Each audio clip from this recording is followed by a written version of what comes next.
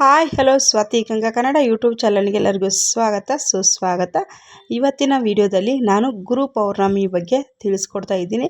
ಗುರು ಪೌರ್ಣಮಿ ಬಂದು ನಮಗೆ ಜುಲೈ 29ನೇ ತಾರೀಕು ಇರೋವಂಥದ್ದು. ಅವತ್ತಿನ ದಿವಸ ಈ ಒಂದು ಸಣ್ಣ ಕೆಲಸ ಮಾಡಿದ್ದೇ ಆದರೆ ನೀವು ಖಂಡಿತವಾಗ್ಲೂ ಗುರುವಿನ ಒಂದು ಪಾತ್ರಕ್ಕೆ ನೀವು ಗುರುವಿನ ಸಾಕ್ಷಾತ್ ಆಶೀರ್ವಾದ ಅನ್ನೋವಂಥದ್ದು ಸಿಗುತ್ತೆ. ವರ್ಷ ಪೂರ್ತಿ ನಿಮಗೆ ಬರೋ ವರ್ಷ ಗುರು ಪೌರ್ಣಿಮೆವರೆಗೂ ಕೂಡ ನಿಮಗೆ ಗುರುವಿನ ಒಂದು ಅನುಗ್ರಹ ಅನ್ನೋವಂಥದ್ದು ಸಿಗುತ್ತೆ. ಏನು ಕೆಲಸ ಮಾಡಬೇಕು ಅನ್ನೋವಂಥದ್ದನ್ನು ಕೂಡ ನಾನು ಈ ವಿಡಿಯೋದಲ್ಲಿ ತಿಳಿಸ್ಕೊಡ್ತೀನಿ.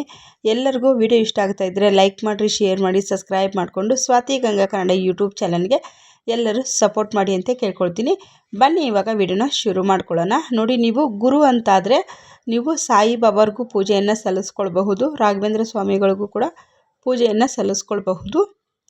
ಮತ್ತು ನಿಮ್ಮ ಕುಲದೇವರು ಇವಾಗ ಏನಂತಂದರೆ ಇವಾಗ ನಿಮಗೆ ನಿಮ್ಮ ಕುಲದೇವರು ನೀವು ಇವಾಗ ದತ್ತಾತ್ರೇಯ ಸ್ವಾಮಿ ಆಗಿರ್ಬೋದು, ಸಾಯಿಬಾಬಾರಾಗಿರಬಹುದು, ಮತ್ತು ನಿಮ್ಮ ಗುರುವಿನ ಸ್ಥಾನದಲ್ಲಿ ಯಾರು ಇರ್ತಾರಲ್ವ, ನಿಮಗೆ ಒಂದು ಗುರು ಅಂತಂದರೆ ನಮಗೆ ಏನೇ ಒಂದು ಹೇಳ್ಕೊಡೋ ಅಂಥವ್ರಿಗೂ ಕೂಡ ಈ ಒಂದು ಗುರು ಪೌರ್ಣಿಮೆ ದಿವಸ ನೀವು ಒಂದು ನಮನವನ್ನು ಸಲ್ಲಿಸಬಹುದು. ಅವ್ರದ್ದು ಆಶೀರ್ವಾದ ಕೂಡ ನೀವು ಪಡ್ಕೋಬಹುದು. ವೀರ ಬ್ರಹ್ಮೇಂದ್ರ ಸ್ವಾಮಿಗಳು ಆ ಥರ, ಮತ್ತು ಶ್ರೀಧರ ಸ್ವಾಮಿಗಳು ಯಾರು ಗುರುವಿನಲ್ಲಿ ಇರ್ತಾರೋ ಅವರನ್ನು ಕೂಡ ನೀವು ಆರಾಧನೆಯನ್ನು ಇವತ್ತಿನ ದಿವಸ ಮಾಡಬಹುದು. ನೋಡಿ, ಈಗ ರಾಘವೇಂದ್ರ ಸ್ವಾಮಿಗಳ ಫೋಟೋ ಇತ್ತು ಅಂತಂದರೆ ನಿಮ್ಮ ಮನೆಯಲ್ಲಿ ನೀವು ರಾಘವೇಂದ್ರ ಸ್ವಾಮಿಗಳ ಅಷ್ಟೋತ್ರ ಆಗಿರ್ಬೋದು, ರಾಘವೇಂದ್ರ ಸ್ವಾಮಿಗಳ ಭಜನೆಗಳಾಗಿರ್ಬೋದು, ಮತ್ತು ರಾಘವೇಂದ್ರ ಸ್ವಾಮೀಜಿಗಳಿಗೆ ಷೋಡೋಪಚಾರ ಪೂಜೆ ಆಗಿರ್ಬೋದು, ರಾಘವೇಂದ್ರ ಸ್ವಾಮಿ ವಿಗ್ರಹ ಇದ್ದರೆ ಆ ವಿಗ್ರಹಕ್ಕೆ ಕೂಡ ನೀವು ಅಭಿಷೇಕವನ್ನು ಮಾಡೋದಾಗಿರ್ಬೋದು. ಆ ರೀತಿಯಾಗಿ ಸರಳವಾಗಿ ಪೂಜೆಯನ್ನು ಮನೆಯಲ್ಲಿ ಮಾಡ್ಕೊಳ್ಬಹುದು. ಮತ್ತು ಮನೆಯಲ್ಲೂ ಪೂಜೆಯನ್ನು ಮಾಡಿಕೊಂಡು ತದನಂತರದಲ್ಲಿ ನೀವು ದೇವಸ್ಥಾನಕ್ಕೂ ಕೂಡ ಹೋಗಿ ನೀವು ಪೂಜೆಯನ್ನು ಮಾಡಿಕೊಂಡು ಬರಬಹುದು. ಆದರೆ ಈ ಒಂದು ಕೆಲಸವನ್ನು ನಾವು ಮಾಡಿದ್ದೇ ಆದರೆ ತುಂಬ ಜನಕ್ಕೆ ರಾಶಿಯಲ್ಲಿ ಗುರು ನೀಚನಾಗಿರ್ತಾನೆ, ಗುರುವಿನಿಂದ ತುಂಬ ಅವ್ರಿಗೆ ತೊಂದರೆ ಇರುತ್ತೆ. ಗುರುಬಲ ಇಲ್ಲ ಅಂದರೆ ಏನೇನು ನಮಗೆ ಅನಾನುಕೂಲ ಆಗುತ್ತೆ ಅನ್ನೋದನ್ನ ಹೇಳ್ತೀನಿ ನೋಡಿ. ಮದುವೆ ವಿಳಂಬ ಅನ್ನೋವಂಥದ್ದಾಗುತ್ತೆ, ಅವರು ವಿದ್ಯಾಭ್ಯಾಸದಲ್ಲಿ ಹಿನ್ನಡೆ ಅನ್ನೋದಾಗುತ್ತೆ, ಅವರು ಪ್ರಗತಿನಲ್ಲಿ ಯಶಸ್ಸು ಅನ್ನೋವಂಥದ್ದು ಇರೋದಿಲ್ಲ. ಅವ್ರು ಏನೇ ಒಂದು ಮಾಡಿದ್ರೂ ಕೂಡ ಅವರು ಕೈ ಸುಟ್ಕೊಳ್ತಾ ಇರ್ತಾರೆ. ಅಂಥ ಒಂದು ಸಂದರ್ಭದಲ್ಲಿ ಮತ್ತು ಅವರು ಏನೋ ಯಾರು ಹೇಳಿರೋ ಅಂಥ ಮಾತನ್ನು ಕೂಡ ಅವರು ಕೇಳೋದಕ್ಕೆ ರೆಡಿ ಇರೋದಿಲ್ಲ. ಅವರಿಗೆ ಗುರುತತ್ವ ಅನ್ನೋದು ಕಮ್ಮಿ ಆಗಿರುತ್ತೆ. ಹಾಗಾಗಿ ಅಂಥವರು ಕೂಡ ಈ ಒಂದು ಪ್ರತಿ ಗುರುವಾರನೂ ಕೂಡ ಹೋಗ್ಬಿಟ್ಟು ನೀವು ಈ ರೀತಿಯಾಗಿ ಪೂಜೆಯನ್ನು ಮಾಡ್ಕೊಂಡು ಬರ್ಬೋದು. ಇಲ್ಲ ನಮ್ಮ ಕೈಯಲ್ಲಿ ಸಾಧ್ಯ ಇಲ್ಲ ಪೂಜೆ ಮಾಡ್ಕೊಂಬರೋಕ್ಕೆ, ನಾವು ಕೆಲಸದಲ್ಲಿ ಬ್ಯುಸಿ ಇರ್ತೀವಿ ಅಂದರೆ ನೀವು ರಾಘವೇಂದ್ರ ಸ್ವಾಮಿ ದೇವಸ್ಥಾನಕ್ಕಾದ್ರೂ ಆಗಿರ್ಬೋದು, ಸಾಯಿಬಾಬಾರ್ದಾಗಿರ್ಬೋದು, ಗುರುವಿನ ಒಂದು ದತ್ತಾತ್ರೇಯ ಸ್ವಾಮಿಗಳ ಕೂಡ ಆಗಿರಬಹುದು.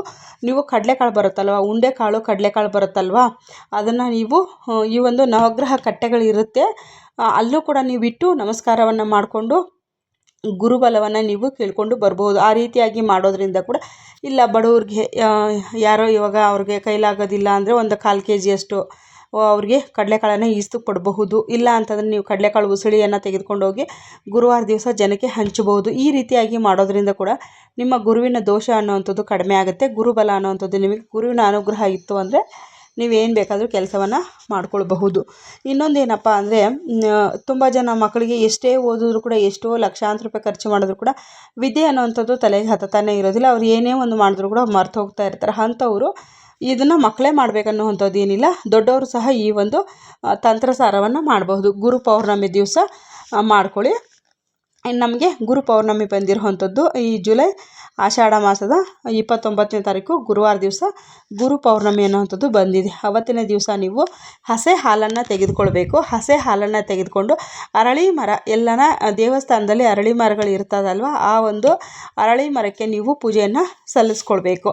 ಅರಳಿ ಮರಕ್ಕೆ ಮೊದಲು ಅರಳಿ ಮರದ ಬುಡಕ್ಕೆ ನೀರನ್ನು ಹಾಕಿ ಅರಿಶಿನ ಕುಂಕುಮ ಮತ್ತು ನೀವು ತೆಗೆದುಕೊಂಡು ಹೋಗಿರುವಂಥ ಈ ಒಂದು ಕಡಲೆಕಾಳನ್ನು ಸ್ವಲ್ಪ ಎತ್ಕೊಂಡು ಹೋಗಿ ನೆನೆಸಿರೋದಾಗಿರ್ಬೋದು, ಇಲ್ಲ ಒಣಗಿರೋದನ್ನು ಆಗಿರಬಹುದು. ಅದನ್ನು ಎತ್ಕೊಂಡು ಯಥಾ ಪ್ರಕಾರ ದೀಪ ಧೂಪ ಹಚ್ಚಿ ದಕ್ಷಿಣೆ ಇಡಬೇಕು. ನೀವು ಕಂಪಲ್ಸರಿಯಾಗಿ ಅರಳಿ ಮರದ ಕೆಳಗಡೆಗೆ ಹಸೆ ಹಾಲನ್ನು ತೆಗೆದುಕೊಂಡು ಹೋಗಬೇಕು. ಹಸೆ ಹಾಲನ್ನು ತೆಗೆದುಕೊಂಡು ಹೋಗಿ ಅದರ ಹಸೆ ಕಾಳಿನ ಜೊತೆಗೆ ಹಸೆ ಅಕ್ಕಿ ಕಾಳು ಬರುತ್ತಲ್ವ ವೈಟು, ಆ ಅಕ್ಕಿ ಕಾಳನ್ನು ಒಂದು ಚಿಟಿಕೆಯಷ್ಟು ಅಕ್ಕಿ ಕಾಳನ್ನು ಹಾಕ್ಕೊಳ್ಬೇಕು. ಅದಕ್ಕೆ ಅರಿಶಿನ ಮೆತ್ತಿಸಿರಬಾರ್ದು. ಇಲ್ಲಿ ನೋಡಿ, ಈ ರೀತಿಯಾಗಿ ನೀವು ಪೂಜೆಯನ್ನು ಮಾಡ್ಕೊಳ್ಬೇಕು. ಕಾಯಿ ನಿಮಗೆ ಕಂಪಲ್ಸರಿಯಾಗಿ ಕಾಯಿ ಬೇಕು ಅನ್ನೋದೇನಿಲ್ಲ, ನೀವು ಹಣ್ಣು ಕಾಯಿ ಮಾಡಿದ್ರೂ ಇನ್ನೂ ಒಳ್ಳೆಯದು. ಇಲ್ಲ ನಿಮ್ಮ ಕೈಯಲ್ಲಿ ಅವತ್ತು ಪೌರ್ಣಮಿ ಕೂಡ ಇರುತ್ತೆ, ಇಲ್ಲ ನಮ್ಮ ಕೈಯಲ್ಲಿ ಸಾಧ್ಯ ಇಲ್ಲ ಅಂದರೆ ಅರಿಶಿನ ಕುಂಕುಮ ಹೂವು ಕಡ್ಡಿ ಕರ್ಪೂರ ಹಚ್ಚಿದ್ರೂ ಸಾಕು. ಈ ಹಸೆ ಹಾಲಿಗೆ 2 ಹಸೆ ಅಕ್ಕಿ ಕಾಳನ್ನು ಹಾಕ್ಬಿಟ್ಟು ಓಂ ಗುರುವೇ ನಮಃ, ಓಂ ಗುರುವೇ ನಮಃ, ಓಂ ಗುರುವೇ ನಮಃ ಅನ್ನೋವಂಥ ಒಂದು ಬೀಜಾಕ್ಷರಿಯ ಮಂತ್ರವನ್ನು ನೀವು 9 ಬಾರಿ ಹೇಳಿದ್ರೆ ಸಾಕಾಗುತ್ತೆ.